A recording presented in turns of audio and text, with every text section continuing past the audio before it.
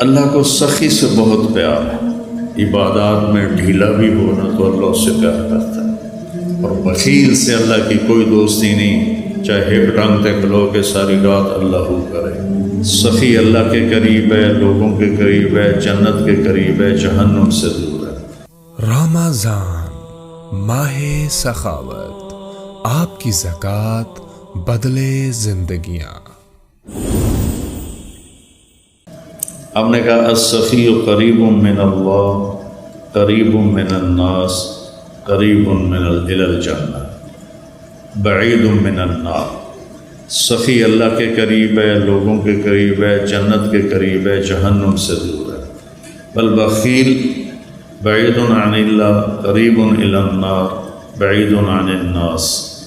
جو بخیل آدمی ہے وہ اللہ سے بھی دور ہے، لوگوں سے بھی دور ہے، جنت سے بھی دور ہے، جہنم کے قریب ہے۔ تب ایک چھوٹی سی آیت میں پیش کرتا ہوں۔ فَلَقْتَحَمَ الْعَقَبَةَ وَمَا أَدْرَاكَ مَا الْعَقَبَةُ۔ حیرت کے اظہار کے لیے عربی میں دو لفظ تھے، ما افعلہ و افعل بہ۔ قرآن نے ایک تیسرے لفظ کا استعمال کیا جس نے عربوں کو حیرت میں ڈال دیا، جو قرآن القارعۃ ما القارعہ وما ادراک ما القارعہ وما ادراک ما الحاقہ وما ادراک ما سقر وما ادراک ما یوم الدین۔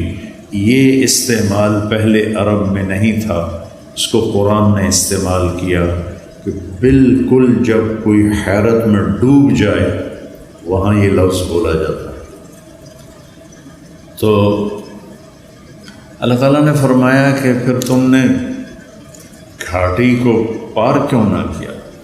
اقتحام کہتے ہیں،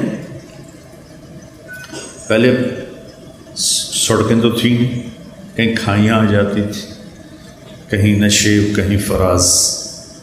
تو جہاں کہیں ایسا ہوتا تھا کہ نیچے نہیں اتر سکتے، گہرائی ہے، اور سوائے گھوڑے کے کوئی اور شکل نہیں پار چھلانگ لگانے کی، اس کو کہتے تھے اقتحام، کہ گھوڑے کو اٹھانا اور ایڑ لگانا اور چھلانگ لگوا کے پار۔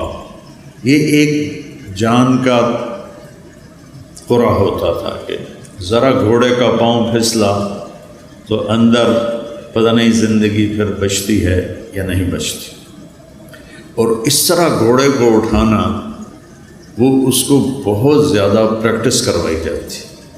یہ یوسف اور اس کا چھوٹا بھائی، یہ دونوں گھوڑ سواری سیکھ رہے تھے، تو چھوٹا تو جلدی ماہر ہو گیا، یہ بھی کچھ دوڑانے لگا۔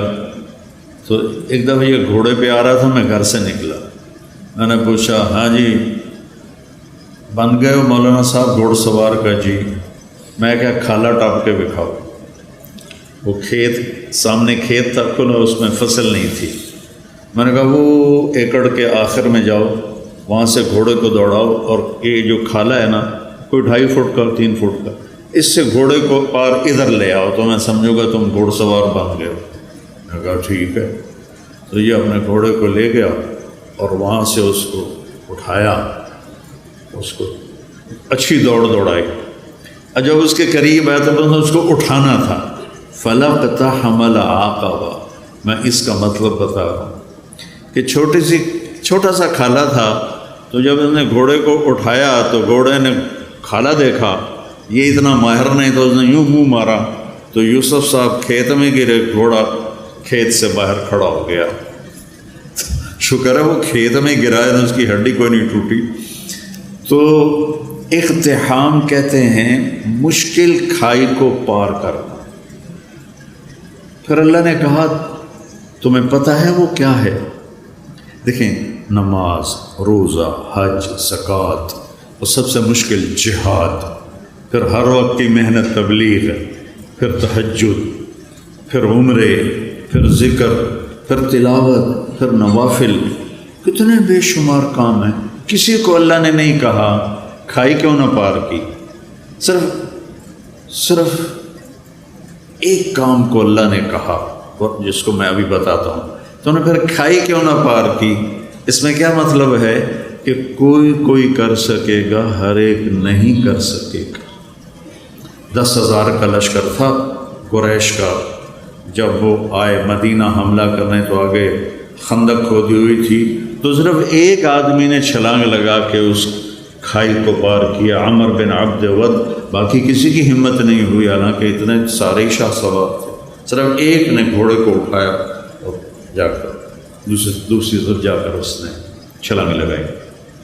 تو اللہ تعالیٰ نے فرمایا تمہیں کچھ خبر ہے کہ یہ کھائی پار کرنا میں کیا مطلب لے رہا ہوں؟ کہ نہیں یا اللہ، کا فک کو رکھا ہوا، سبحان، جن کی گردنیں پھنسی ہوئی ہیں مصیبت میں، تکلیف میں، بیماری میں، قرضے میں، مصائب میں۔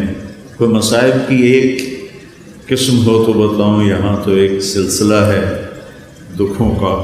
یہ سکھ تو اللہ نے سارے جنت میں رکھے ہیں، تو لوگوں کی گردنیں چھڑانا، لوگوں کی گردنیں چھڑانا، فک و رقابہ، اتنا خوبصورت لفظ ہے۔ پہلے جو تھے نا غلاموں کے، ہم گئے تھے وہ تنزانیہ کے زنجبار ہماری جماعت گئی، نئی بٹ صاحب بھی ساتھ تھے، تو وہاں جہاں غلاموں کو وہ پکڑ کے لاتے تھے اور وہاں ان کو اندر قید کرتے تھے، پھر بحری جہاز آتے تھے تو ان کو بیچ کے آگے روانہ کرتے تھے۔ زنجبار سے کتنے کالے امریکہ پہنچے اور یورپ پہنچے، تو ان کی گردن میں توق ہوتا تھا کہ یہ بھاگ نہ جائیں، وہ توق وزنی ہوتا تھا، وہ بڑے کرب اور تکلیف میں ہوتا تھا غلام۔ تو اللہ نے وہ تعبیر لی، فک و رقابہ، کہ جس کے گردن میں لوہے کے توق پڑے ہوں اس کے توق کھول کے آزاد کر دے۔ ہر مصیبت زدہ کی گردن میں توق ہوتا ہے۔ او اطعام فی یوم ذی مسغبہ،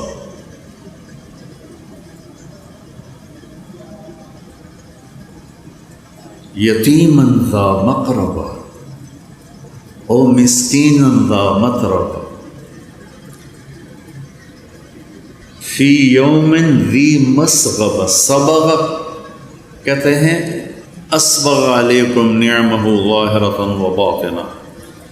بارش ہوتی ہے تو ہم پورا بھیگ جاتے ہیں، اگر باہر ہوں پورا بھیگ جاتے ہیں، کہیں سے بھی ہمارا کوئی پہلو نہیں بچتا۔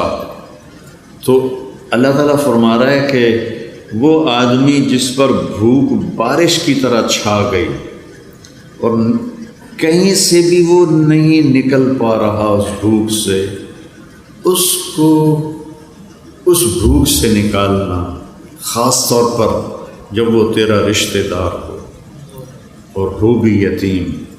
رشتہ داروں میں کوئی مالدار ہو جائے تو غریب حسد کرتے ہیں اور مالدار تکبر کرتا ہے، وہ ان کے ضائع ہونے کی تمنا کرتے ہیں، وہ ان پر اپنے مال کا روب جتلاتا ہے۔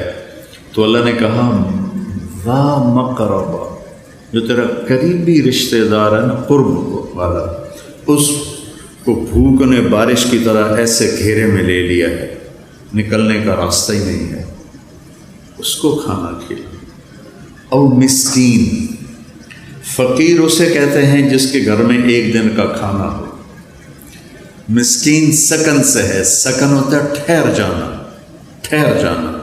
مسکین جس کے زندگی ٹھہر گئی ہو بھوک کی وجہ سے، فاقے کی وجہ سے، اس کے پاس ایک لقمہ روٹی۔ فقیر اسے کہتے ہیں جس کے پاس 24 گھنٹے کا تو کھانا ہو، آگے کوئی نہ ہو۔ اور مسکین اسے کہتے ہیں جس کی زندگی ٹھہر گئی ہو، سکن، سکون ہم عام طور پر کہتے ہیں، سکون آ گیا۔ اس مسکین کو کھانا کھلانا، یہ ہے گھاٹی کو پار کرنا۔ اب اس ویلفیئر کے کام میں غیر مسلم بھی شریک ہیں، مسلم بھی شریک ہیں، تو پھر اللہ نے آگے اس پچھلے کام کی قبولیت کی شرط لگائی، صرف اتنے سے پاس نہیں کروں گا، ثم پھر اس کے بعد تم کان من الذین آمنوا، تم ایمان والے بھی ہو، ایمان والے بھی ہو، ایک شرط۔ دوسری وتواصوا بالصبر وتواصوا بالمرحمہ، اور لوگوں کو صبر اور رحم کی دعوت بھی دینے والے ہو۔ پتہ چلا تبلیغ کا کام تو اللہ ہمارے ذمہ لگا رہا ہے کہ لوگوں کو خیر کی بات کرو، لوگوں کو صبر کی بات کرو، لوگوں کو معاف کرنے کی بات کرو۔ اولئک اصحاب المیمنہ، یہ وہ لوگ ہیں جو قیامت کے دن کامیاب ہوں۔ تو میرے عزیزو، یہ زندگی بھر کا سودا ہے، جتنا ہم اللہ کو دیں گے۔ حضرت ابوبکر صدیق کے زمانے میں قحط آ گیا تو لوگ بڑے پریشان ہوئے۔ حضرت ابوبکر صدیق خلیفہ تھے کہ جی کیا کریں کیا کریں، کھانے کو کچھ نہیں۔ کہنے کہ انشاءاللہ اللہ کی مدد آنے والی ہے، آنے والی ہے۔ تو چند دن گزرے تو حضرت عثمان رضی اللہ عنہ کا قافلہ ملک شام سے 1000 اونٹوں کا، یوں سمجھیے 1000 ٹرالے اس زمانے قافلہ۔ تو جتنے وہ تاجر تھے بڑے جو تھوک والے، وہ ان کے پاس گئے کہ جی سودا کریں۔ کہنے کہ کیا دو گے؟ کہنے کہ 10 روپے کی چیز 12 میں لے لیں۔ کہ نہیں مجھے منظور نہیں۔ اچھا 10 روپے کی چیز ہم 14 میں لے لیں۔ کہ نہیں مجھے نہیں منظور۔ کہ اچھا ہم 10 روپے کی چیز 15 میں لے لیں گے، اس سے آگے ہماری ہمت نہیں۔ تو حضرت عثمان نے فرمایا کہ مجھے قیمت زیادہ لگ چکی ہے، لہذا میں تمہیں نہیں بیچوں گا۔ وہ کہنے کہ سارے جو ہیں تھوک کے تاجر وہ تو تیرے سامنے بیٹھے ہیں، تو اب کون ہے جو آپ کو زیادہ پیسے لگا گیا؟ تو کہا تم سے پہلے میرا اللہ مجھ سے بات کر رہا ہے کہ من جاء بالحسنۃ فلہ عشر امثالھا، کہ تو عثمان تیرے 1 روپے کی چیز میں 10 روپے میں خریدوں گا۔ تو لہٰذا میں اللہ کو بیچ رہا ہوں۔ مدینے میں قحط ہے، میرے 1000 اونٹوں سمیت سارے مدینے والوں پہ صدقہ۔ تو اس رات حضرت عبداللہ بن عباس نے خواب دیکھا کہ اللہ کے نبی سفید گھوڑے پر ہیں، سبز پوشاک ہے اور سونے کی لگام ہے گھوڑے کی۔ تو عبداللہ بن عباس نے گھوڑے کی لگام پکڑ کے پوچھا یا رسول اللہ آپ سے ملنے کو جی چاہ رہا ہے۔ کہنے کہ عبداللہ آج تو میں فارغ نہیں، آج اللہ تعالیٰ نے عثمان کی سخاوت کو قبول کیا ہے اور جنت کی ایک حور سے اس کا نکاح کیا ہے اور اس کا ولیمہ پورے جنت والوں کے لیے رکھا ہے، تو میں آج اس ولیمے میں جا رہا ہوں۔